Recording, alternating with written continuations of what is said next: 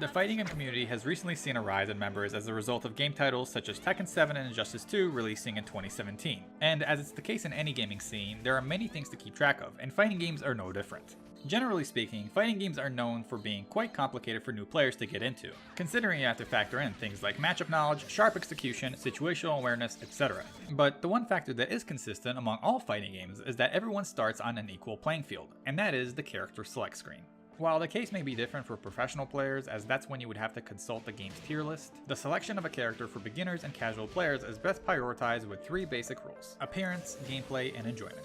Criterion number 1, appearance. A fairly simple concept. The question here is, do you enjoy looking at this character? It's the most superficial of the three rules, but it's also a pretty important one, as the appearance of a character reflects on your personal taste. If you like big characters like Street Fighter's Zangief or Tekken's Jack, then you have developed a pattern of the type of character you enjoy playing. Another reason why character appearance is a significant factor in the selection process is because becoming a good fighting game player takes a long time for most. Therefore, you would want to enjoy staring at the same character on screen, considering the number of hours you will most likely be logging in with them.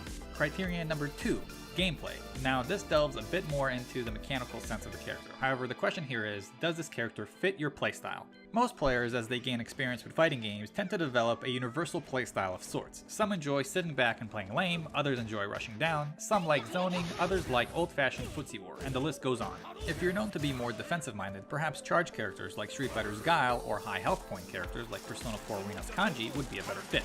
And so, after identifying what your own personal playstyle is, the next part is to test if the character's overall game plan matches up with how you want to play. Factors such as execution requirements, defensive options, overall pace, damage, and many other components should all be considered before committing to a character. Of course, personal playstyles can alter how a character is designed to play. However, more often than not, certain characters are specifically designed for a particular game plan. Therefore, trying to apply pressure with a zoning character or run down the clock with a low health glass cannon type character will be an ineffective strategy, as it's not playing to the character's strong suit. The final criterion, enjoyment. It's the most important one of the three rules. Simply ask yourself, do you enjoy playing this character? While in a perfect situation you would want to hit on all three criteria, if the box is checked on enjoyment, the other two are deemed irrelevant.